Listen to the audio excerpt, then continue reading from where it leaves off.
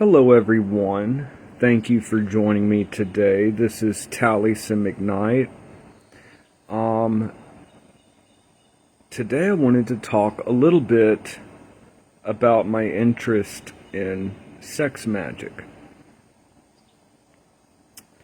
By the way, I haven't made a video for a while. I'm gonna get a new haircut today. And, anyways, it's neither here nor there. You know, I need to get back making videos, and I find it so damn difficult. It's in a pulpus stage.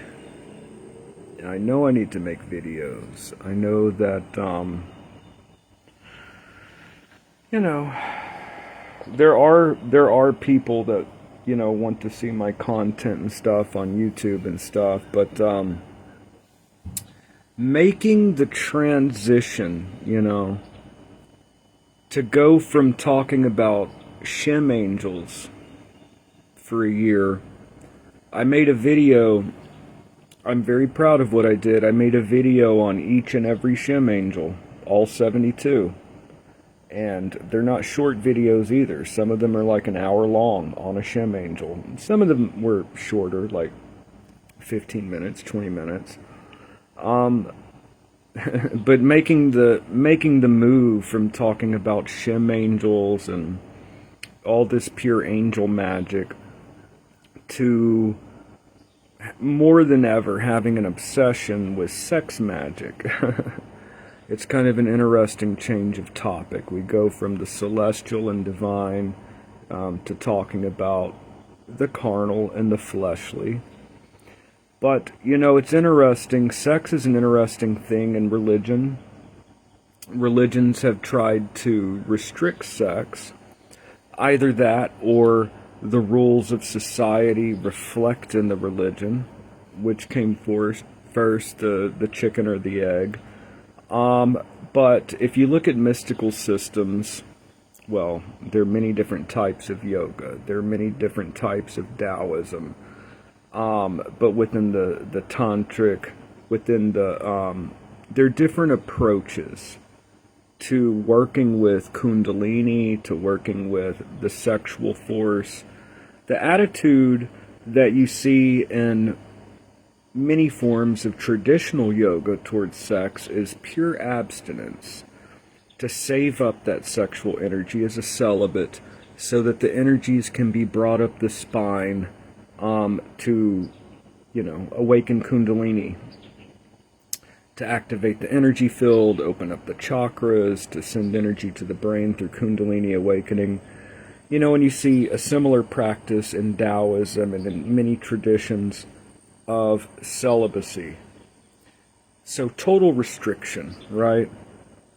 And the other approach towards sexuality with this is to use sex. We do it anyways. Most people are not able to go without sex. They can't. You ask the average person to go without sex. No masturbation, no nothing. Okay, I'm sorry, we're adults, we're talking about the topic. Most people just can't go, a month without anything, without masturbation, without anything. It's a very, people come in at the wrong time in this video. I'm talking about sex magic, and I was talking about making the transition from talking about angels and all the celestial divine stuff to suddenly switching to sex magic. And I was talking about attitudes towards sex in things like Taoism and yoga. Not that I'm any grand expert on any of these Eastern systems. But like I was saying, most people cannot go without intercourse, without masturbation, without anything for a month. It's just impossible. So here's the thing. If people are going to do it anyways, why not use it for enlightenment, okay? Why not use it for magic?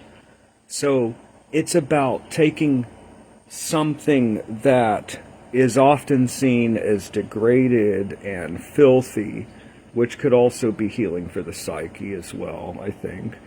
Taking something seen as filthy and dirty and redeeming it, making, instead, making it the winged sphinx that carries us aloft to the house of the gods. Something that you do anyways can be used for psychological integration. It could be used for all kinds of things. Now, I've purchased a bunch of manuals. Okay, I've purchased a bunch of books on the topic. And, I'm a human being. I experiment quite a bit. And, I'm going to start going into this topic. It's very taboo. I've never talked about sex magic in my videos, but I'm about to start veering in this direction in the course of these videos. So, one thing that I wanted to bring up, speaking of which, my beautiful fiance has joined me. I was talking about sex magic. And now I finally get to some things that I could cover. There are many approaches to sex magic. At its most basic, focusing on a goal and masturbation and an orgasm release, okay? So you're building up the energies in your body. I mean, it's so simple. This is what most people understand sex magic to be. It goes much further than that, and yet it is an effective form of magic for anyone that's tried it, okay?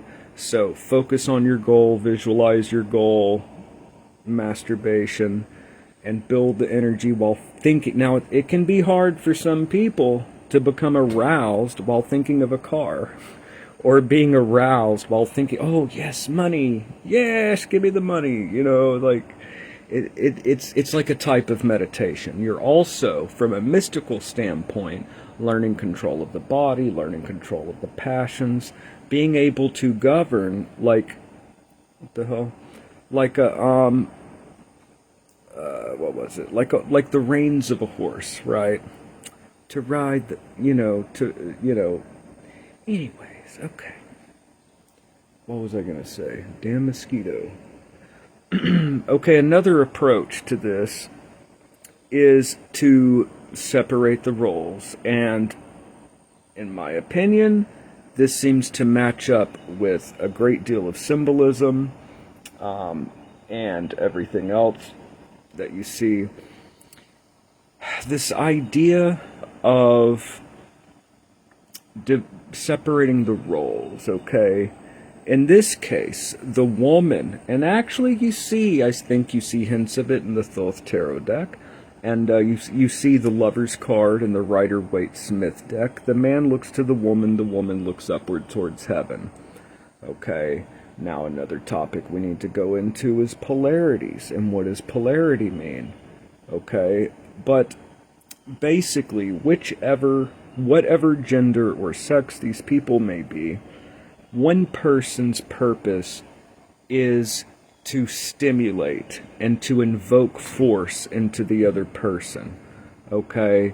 In a heterosexual, which is what you see a lot of the symbolism, male-female sexual act, in this case, the man's purpose is to invoke power into the woman, to fill her with power as a vessel.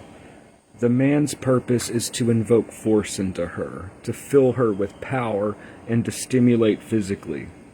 It is the woman that looks upward towards heaven, and if you look in, the Thoth deck, if you look at the universe card, it could be perceived that she's manipulating these forces looking upward, and yet her foot is upon a serpent.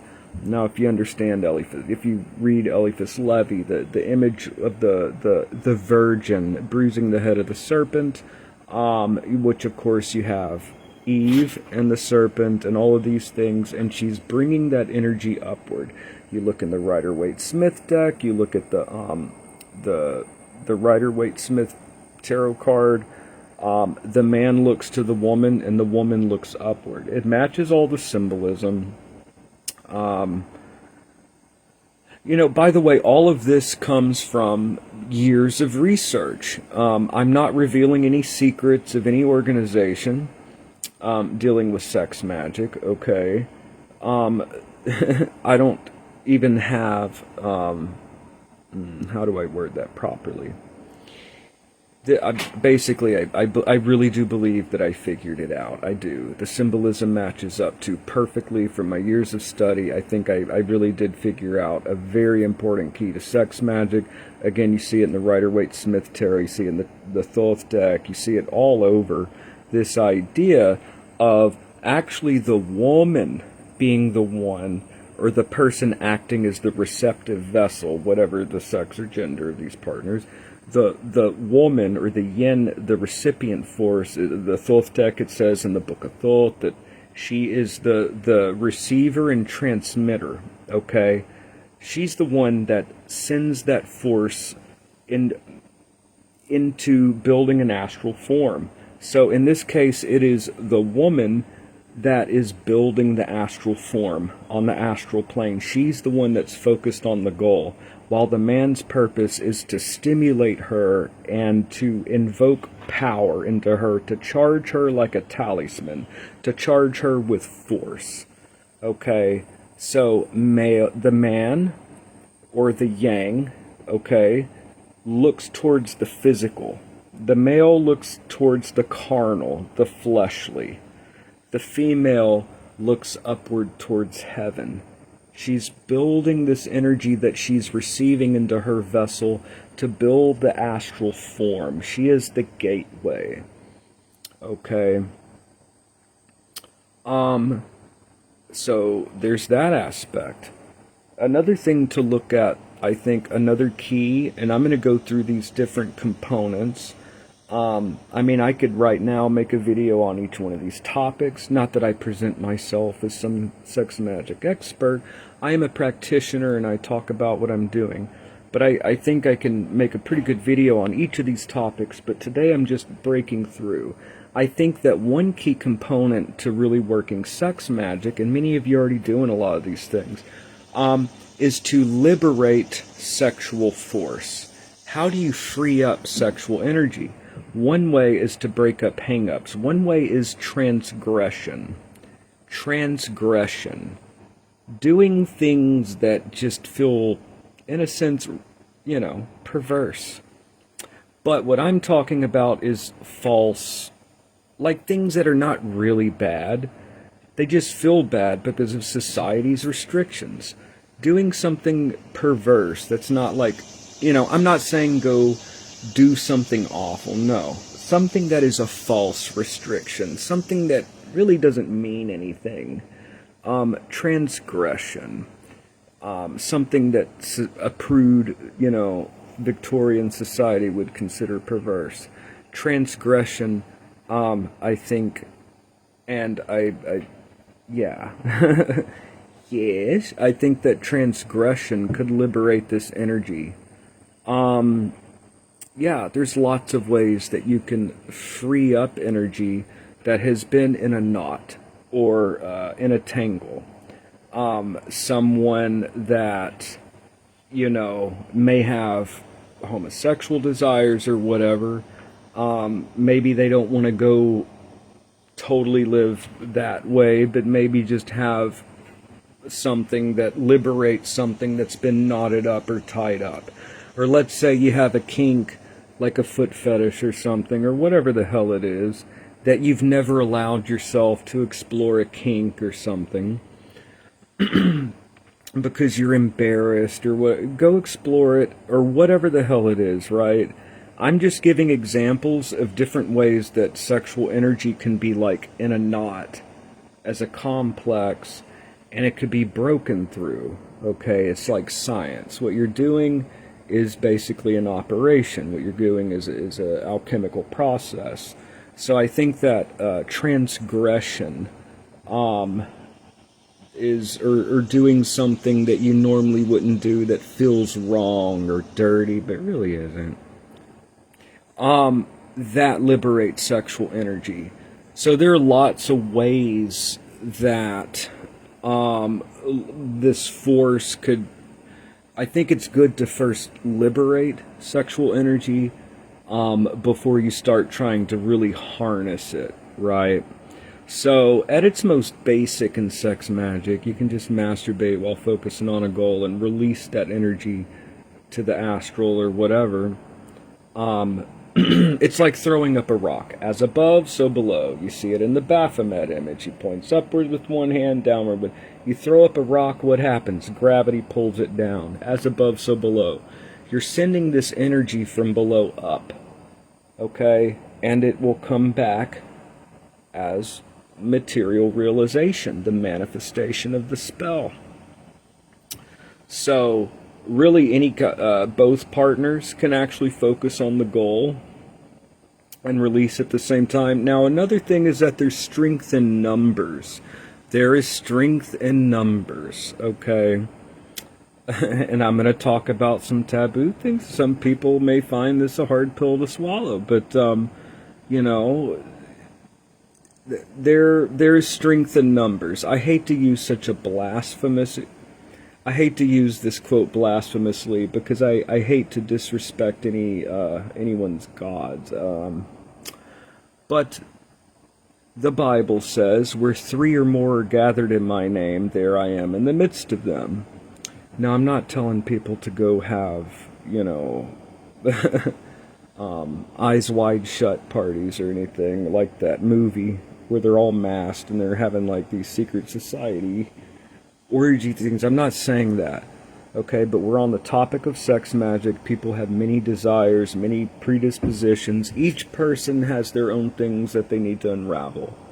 But there is power in numbers. 2 people have more energy than 1. 2 people have more energy than 1. I think that 2 people, there's more energy to work with, okay? One benefit of having a witch's coven in witchcraft is that you have all these people that work together as a unit. When 2 people work together, they work together as 2 nodes of a battery, okay? So if people are open, you know, I mean, I'm just going to say it. If people are open to having multiple people, for one thing, it's definitely a transgression for many people. It's definitely something dirty, something outside the norm. It's really harmful in the scheme of things. Nobody's going to get hurt. Oh my God, I twisted my leg at the thing. No, everybody's going to be fine. People that are willing or want to do that type of thing, there's a lot more energy that could happen. You know, imagine if there's 3 people stimulating someone or whatever. It's also very outside the norm and very transgressive. That cat is about to knock off that table, I think. No? Okay, it turned out all right. What was I saying? Oh yeah, basically transgressive things like they could help have energy, and basically, you know, where 3 or more gather my name, there I am in the midst of them. Basically, more power, more energy, more stuff to work with, more people focusing on a target. You imagine multiple people stimulating one person whose focus is the goal, and people around someone everyone is pushing all their energy into one person. Now, it's not just about just being dirty and doing raunchy things. It's also scientific. I mean, it's like math or any kind of chemical operation. All these people pushing force into this one person that is focused. And also, yeah, you see this, was it Poke Runyon? What was it? There's some people that work not sexual but operations where the one person is the seer or the scryer or whatever, and everyone else is pushing power.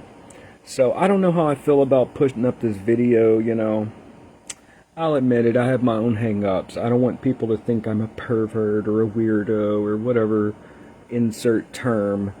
But we were on the topic of sex magic, and also we were mentioning transgression. But to free up that force. But anyways, yeah, I think I'm going to make videos on sex magic. Honestly, I have anxiety. I'm very paranoid that people are going to watch this and think that, well, actually I am a pervert, but that's besides the point. They're going to think I'm a pervert, but alright. Yeah, anyways, I got a bunch of books, and I'll probably be making videos on sex magic. It's a very interesting topic, and actually people have been asking me for years to go over this topic, and there are many, a lot of y'all are in relationships, maybe you and your partner want to explore sex magic, if your partner is interested, or, basically sex is something that we all do anyways. It can be used for magic, and it can be used for spiritual development. But there are many formulas, many different techniques, many different methods, many different, lineages and traditions, and they say different things. Some people would say, no, that's not how you do sex magic, you do it this way.